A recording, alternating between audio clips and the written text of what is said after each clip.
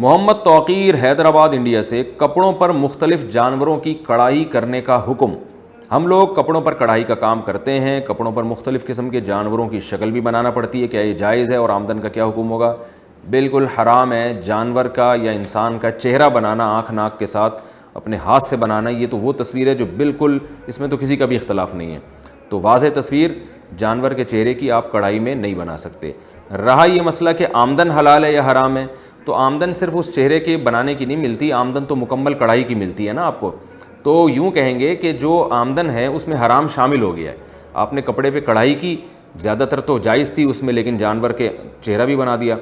تو یہ دیکھا جائے گا کہ اگر یہ چہرہ نہ بناتے تو پھر آپ کو کتنے پیسے ملتے، چہرہ بنانے کی وجہ سے کتنے پیسے مل رہے ہیں، تو جو اضافی پیسے ہیں وہ آپ کو صدقہ کرنے پڑیں گے۔ پوری آمدن حرام نہیں ہوگی، آمدن میں حرام شامل ہو گیا ہے، پھر بھی حساب نہیں بنتا تو اندازے سے کچھ رقم صدقہ کر دیں، لیکن یہ عمل آپ چھوڑ دیں، توبہ کریں، یہ جائز نہیں ہے۔ ساجد صاحب اسلام آباد سے پوچھتے ہیں، ضرورت کی بنا پر ایزی پیسہ اکاؤنٹ کھلوانا، کیا ضرورت کے تحت ایزی پیسہ اکاؤنٹ کھلوا سکتے ہیں یا ہر حال میں ناجائز ہے؟ ہمارے علم میں کوئی ایسی ضرورت نہیں ہے ایزی پیسہ اکاؤنٹ کی کہ وہ ضرورت کسی اور طرح سے پوری نہ ہو۔ ایزی پیسہ اکاؤنٹ بعض دفعہ کھلوایا جاتا ہے پیسوں کو ٹرانسفر کرنے کے لیے، تو ٹرانسفر کے لیے تو آپ بینک میں کرنٹ اکاؤنٹ بھی کھول سکتے ہیں، بلکہ اسلامی بینکوں میں اکاؤنٹ بھی کھول سکتے ہیں، لیکن بعض دفعہ وہ یہ ٹھیک ہے وہ مشکل ہوتا ہے، لیکن وہ اس کے لیے ریکوائرمنٹ زیادہ ہوتی ہے۔ ایزی پیسہ اکاؤنٹ تھوڑی بہت رقموں کے لیے بڑے آرام سے کھل جاتا ہے، تو اگر کوئی ایسی شدید مجبوری ہے کہ آپ کے لیے پیسے ٹرانسفر کرنا ناممکن ہو گیا ہے یا بہت زیادہ مشکل ہو گیا ہے، تو پھر آپ ایزی پیسہ اکاؤنٹ میں پیسے کھلواتے ہیں صرف رقم ٹرانسفر کرنے کے لیے، تو اس کی گنجائش دی جا سکتی ہے، لیکن پھر بھی دوسرے علماء سے بھی آپ اس بارے میں استفتاء کر لیں، کیونکہ رقم ٹرانسفر کرنا بھی ایک ضرورت ہے، اور وہ ضرورت کسی اور طریقے سے اگر پوری نہیں ہو رہی تو گنجائش کا پہلو نکلتا ہے اس میں۔ لیکن میں یہ کیونکہ معاملہ سود کا ہے لہذا میں آپ کو مشورہ دیتا ہوں دوسرے علماء سے بھی اس بارے میں رجوع کریں، لیکن عام طور پر جو ایزی پیسہ اکاؤنٹ میں اکاؤنٹ کھلوایا جاتا ہے وہ ایک سودی ایگریمنٹ ہوتا ہے، اس کی بیس پر آپ کو فری کالز دی جاتی ہیں یا کوئی اضافی کوئی الگ نفع دیا جاتا ہے، اور کسی بھی قرض پہ جب کوئی مشروط نفع دیا جائے گا تو وہ سود ہوگا، وہ حرام ہوگا۔ آپ کے لیے بہتر یہی ہے کہ اس عمل کو چھوڑ دیں، اس سے اجتناب کریں۔ غیر مسلم کے گھر میں نماز کا حکم، اگر غیر مسلم کے گھر میں کام کرتے ہوں تو کیا غیر مسلم کے گھر میں نماز پڑھنے سے نماز ہو جاتی ہے؟ رئیس الدین انڈیا سے، جی ہاں، غیر مسلم کے گھر میں اگر جگہ پاک ہو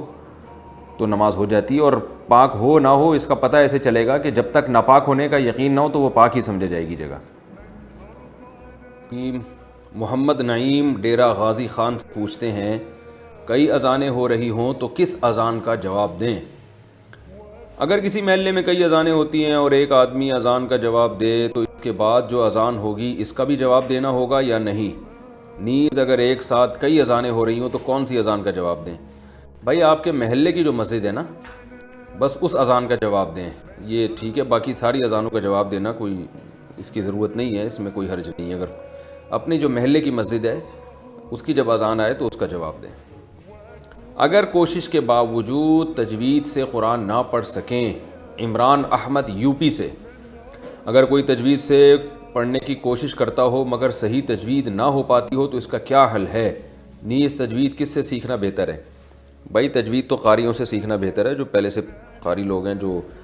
قرآن پڑھاتے ہیں، باقی جب عمر زیادہ ہو جاتی ہے انسان کی پھر وہ کوشش کرتا ہے تو کامیاب نہیں ہوتا، تو بس جتنی پھر اللہ توفیق دے اس حساب سے سیکھ لیں، اور باقی اللہ معاف کرنے والا ہے، جو آپ کے بس میں تھا وہ آپ نے کر لیا تو پھر جس طرح ممکن ہو اس طرح قرآن پڑھ لیا کریں سیکھنے کی کوشش کے بعد۔ کون سا بیک گراؤنڈ میوزک حلال ہے؟ محمد زوبیان ٹیکسلا سے پوچھتے ہیں، مجھے ویڈیوگرافی کا بہت شوق ہے، اس کے بیک گراؤنڈ میں عام طور سے لوگ میوزک یا کوئی ساؤنڈ ایفیکٹ لگاتے ہیں، اس بارے میں رہنمائی فرمائیں، کیسا میوزک اور ساؤنڈ ایفیکٹ لگانا حلال ہے اور کیسا حرام ہے؟ اگر کوئی ہلکا سا ساؤنڈ ایفیکٹ ہو جس میں ہلکا سا میوزک ہو تو وہ جائز ہوگا یا نہیں؟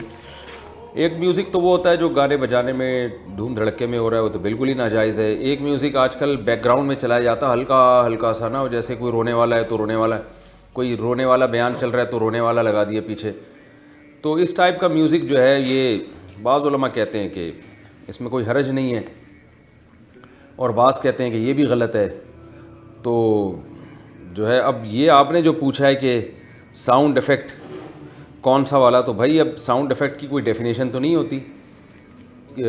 بس ایسا میوزک جو گانے بجانے کا جیسا ہوتا ہے جس میں ڈھول ڈھمکا ہوتا ہے تو بالکل ہی ناجائز ہے.